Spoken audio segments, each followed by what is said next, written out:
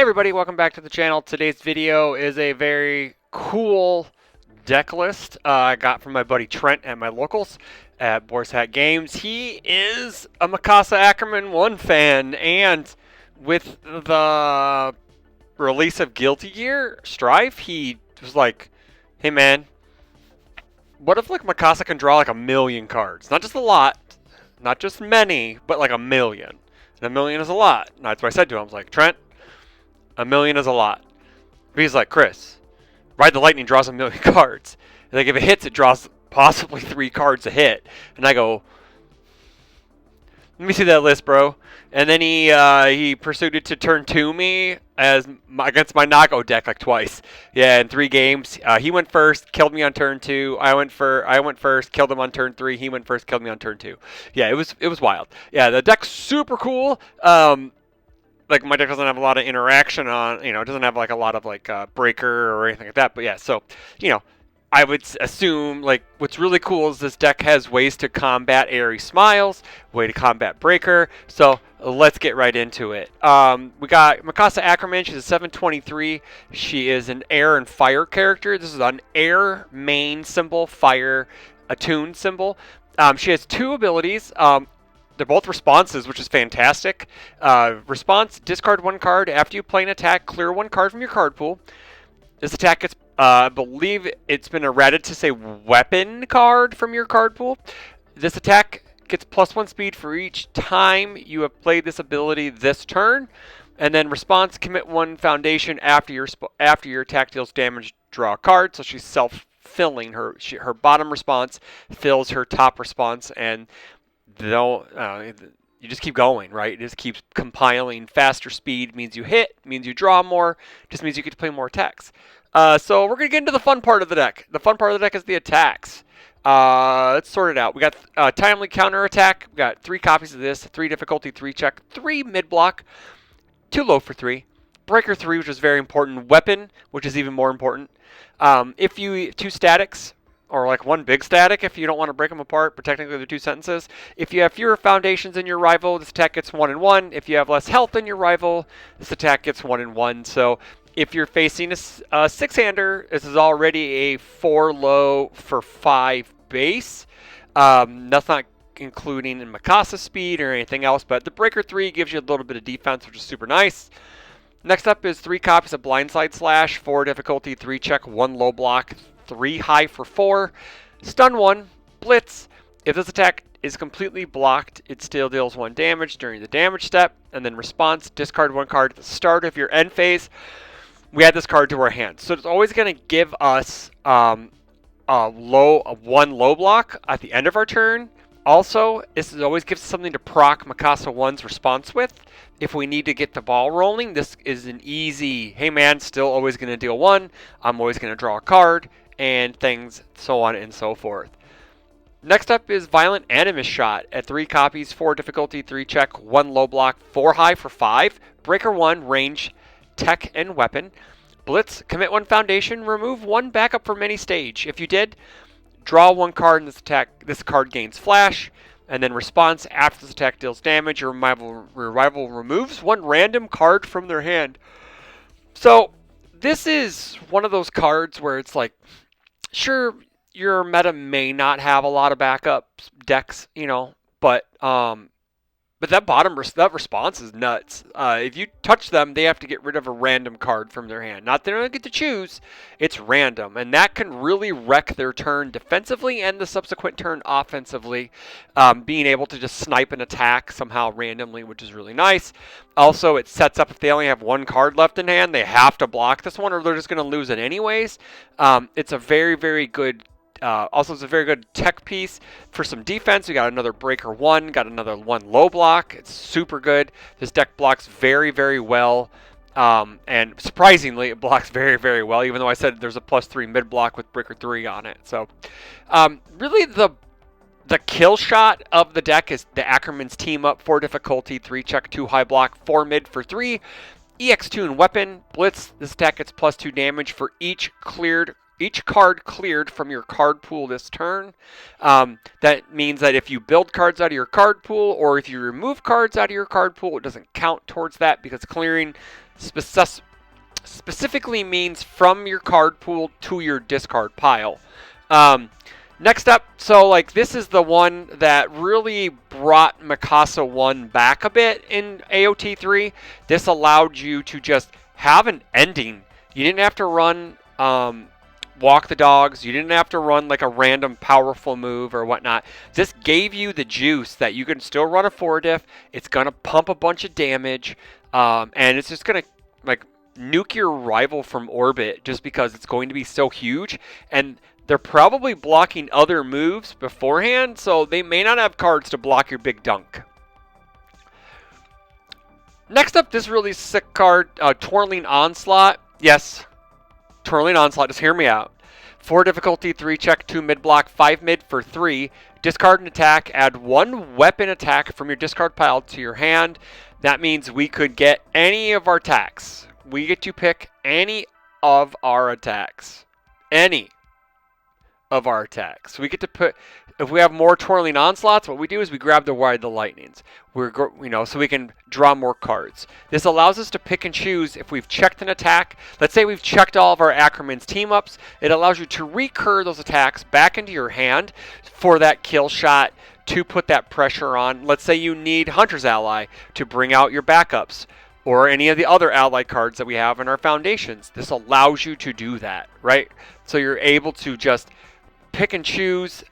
Like, it's very flexible. This is one of those really cool flexible cards that allows you to just pick and choose what you need at that moment.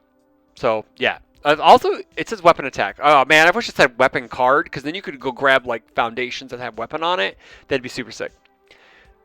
Next up, 3 copies of Ride the Lightning. 4 difficulty, 3 check, 2 high block, 4 mid for 5. Charge spell weapon. Has a static. Your rival must commit 1 foundation as an additional cost to play responsibilities during this attack. And as Trent says, we live in the response step in this deck. Response: after this attack deals damage, draw a card. If your rival has 6 or more committed foundations, draw 2 cards instead. So this is base draw 2 on hit, because we will draw with Ride the Lightning, respond, draw with Mikasa. And then if they have 6 or more, we get to draw 3 cards instead, 2 with this and 1 with Mikasa. And then really we're off to the races. It just matters how many attacks we did draw.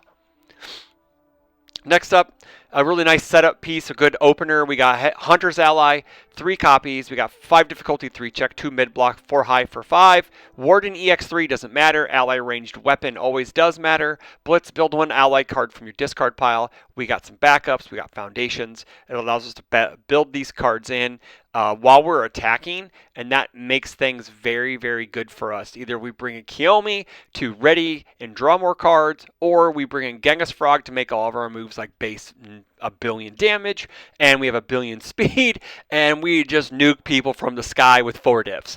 And it becomes very, very volatile for our rival, very, very fast. If they have no answer, or like, a big breaker, or, I wouldn't say like a reversal, because those don't exist. The drive impact moves, if we're able to play those and then stun our rival back, maybe put some pressure on, maybe like, because they don't want to take a lot of damage, only got 23 health, so I don't know. But this is like really the lead off that gets you going with Kiyomi, Genghis Frog, building in foundations to really progress the turn. Next up in the action slot, we got 2 copies of Genkai's Guidance, 1 difficulty, 5 check, 3 low block. First form, remove, discard 1 card. Your rival discards a card. It's very, very good. A lot of people choose to go down to minimal cards if they have card draw on board, or if they have DR on board. It just gets 1 more card out of their hand. So your Ackerman's team ups and your Ride the Lightnings are more potent. If they have 1 card in hand, they're screwed because they'll have no cards in hand. But you really use this as a defensive tool with the response. Destroy 3 foundations after your rival plays an attack, remove it from the game. This is one of the coolest oh shit buttons in the game. Allows you to build wide and then build back under deadlock, so your rival will get those special deadlock abilities. Next up, we got some backups. We got Kiyomi, 2 difficulty, 5 check, 1 high block, 4 stamina, unique ally, response. Like I said, we live in the response step in this deck. After you clear 1 or more cards during the combat phase, draw a card or ready 1 foundation that has not been readied this turn. If this is the 2nd time or greater you have played this ability this turn, commit this card. So, as we're clear with Mikasa, if we need to draw cards, we got Kiyomi. If we need to ready cards to pass checks, we can ready foundations to pass checks. It becomes very, very volatile very fast if we can get a Kiyomi on board, and then some of our foundations tap for 2, or we just straight up draw free cards. We got 1 copy of Genghis Frog. This is only because he only owns 1 copy, he told me. 5 difficulty, 5 check, 5 stamina, plus 0 mid block, elusive, unique, ally. Your attack gets 3 damage. Your attacks all your attacks become base 3, 4, 5, 3 to 3. Okay, so we're looking from 6 to 8 damage, right? With Genghis Frog. So you're looking at base 6 damage on your 3 damage moves, which becomes crazy as you attack with Mikasa and you keep progressing the turn and clearing cards and readying cards and drawing cards, and you're just like, sick, man, this has like 5 speed and 3 damage. Catch it. And you just can't, like, unless you have a reset. It's very, very volatile, becomes very powerful very fast, and she just snowballs. Like, she's this deck that just gets rolling, and then that snowball gets bigger and bigger and bigger, and then you're just smushed. Going into the foundations, we got 3 copies of Reluctant Role Model, 0 difficulty, 5 check, 3 low block, Tenacious Flip. This attack gets -1 damage.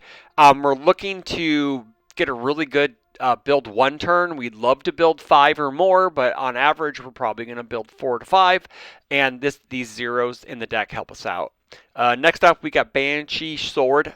The Banshees, it should be the Banshee Sword Shriek. Banshee Sword Shriek, 0/5/3 mid block, response flip. After a weapon attack is played, it gets 2 damage or -1 damage. Cool thing is all of our moves are weapon. So if we know that our rival is either at 1 card or no cards, or they're just not thinking about blocking, we can make it we have to do it on play, but we make our moves a little bit bigger. And it does compile like with Genghis Frog, so like it does add another 2 damage. So you're looking at 10 damage moves, 8 damage moves base, and it really makes people not want to just eat moves, because anything over 5 is very questionable, just because it could snowball and then you just get to a spot where you have to perfect block everything and then it just doesn't work out. Now into our 1 diffs, we got 4 copies of A Mother's Embrace, 1/5/3 low block. Response Tenacious Flip. After you clear a card from your card pool during the combat phase, ready this card. We're clearing cards on face, man, so we slam 4 of these, we get to ready foundations. There's nothing bad about this card in this deck. Well, we got a Fire Attune, Mikasa's Admission, 1/6/2 mid block. Response remove. After you discard this card during the combat phase, this attack gets +2 or -2 damage. So more often than not, it's going to get +2 damage. Very rarely are you going to see that -2 damage come off. It's really good with cards like Twirling Onslaught with Mikasa herself, just to give it a little bit more oomph. Yeah, and sometimes you just randomly check a 6, right? And it helps out. So 4 copies of Push the Advantage. I know like ponies were running this too because they got clear on face. 1/5/3 mid block. Response flip. After you clear 1 or more cards during the clear 1 or more cards from your card pool during the combat phase, we draw a card. So we clear on face. So obviously we're gonna play this so we can draw more cards, so we can clear more cards, so we can play more attacks, because this deck it goes on a 4. Or on a 5 if we play Hunter's Ally, to be fair. And then we go on a 4, on a 5, on a 4, on a 5, on a 5, on a 5, on a 5, on a 4, on a 5. You just keep bouncing back depending on how much you clear. I know he's not the biggest fan of 2 checks, but like you could see a realm, because it just removes itself, so it doesn't count towards Mikasa, but it does draw a card. So you could end up seeing some Lethal Slash play eventually. I don't think the deck needs it. I think the deck's potent enough without it and without running a 2 check. But next up, one of my favorite cards from Guilty Gear. I talked about this in my my box opening video, Scare Tactics. It's a 1/5 +3 high block, enhanced commit. This attack gets +1 speed. If it is not blocked, your next check gets +2. So this gives your rival a little bit of a conundrum, right? Because if you don't block it, you get if your rival doesn't block your move, you get to draw a card with Mikasa and get +2 to your next check to play a move, which is great. And Kiyomi can ready this, so you can get 1 speed, and then if they don't block it, you get to draw a card with Mikasa, and then you get +2 to your next check, which means you get to play in another attack, you get to clear that first attack, and then use Kiyomi to ready scare tactics to repeat it, right?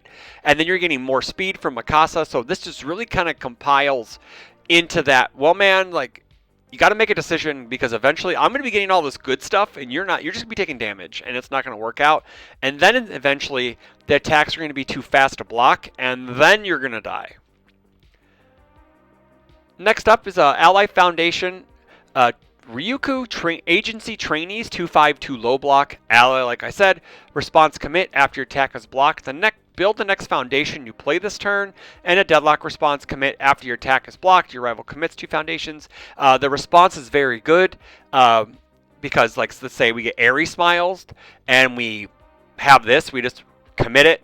We play that foundation. It builds down, and then we can just keep attacking, man. Like, it just keeps moving and keeps keeping that card pool clear, so we can just keep looping moves, and we just kill our rival, and we just play out like a mass quantity of moves, and they just melt. One of my favorite cards out of Jetburn, and it's not even close. Like, this is one of my favorite foundations, and maybe like on these symbols. Incompatible Quirks, the 2/5/3 mid block. It's a unique. This card is not ready during the ready step, and enhanced commit. This attack gets -2 speed, but that's not why I love it. I love it because of the enhanced Tenacious. Remove 1 foundation, ready this card. Ready this foundation. So you can keep yeeting your stage from your stage to ready this over and over again to help you pass checks. It's really good with Mikasa. Like, say you're out of your Defiance stances, which we'll check out next.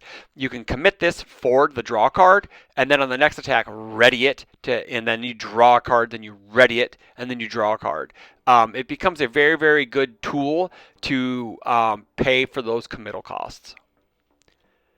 Next up is Defiance Stance, 2/5/3 high block, response Tenacious once per turn.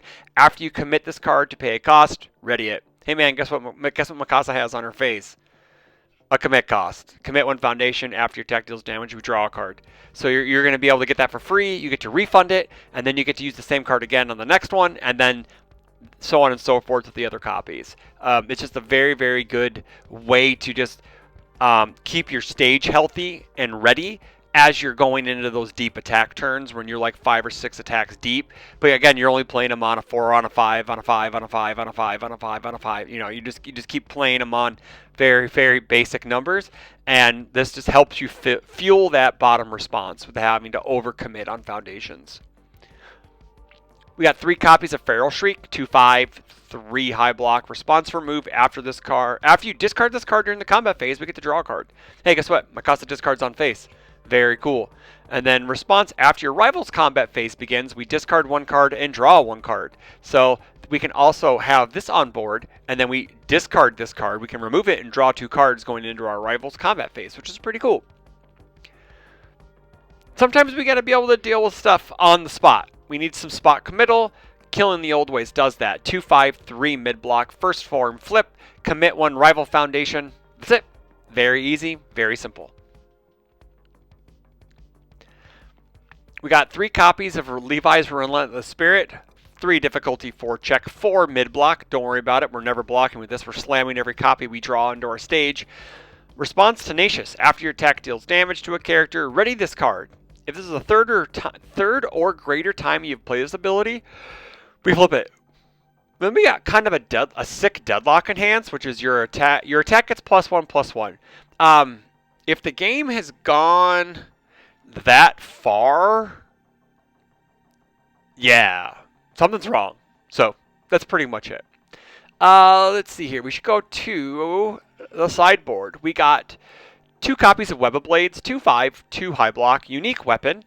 Response before your attack's block step. Before your attack's block step. I've never really read that all the way, which is really weird to me.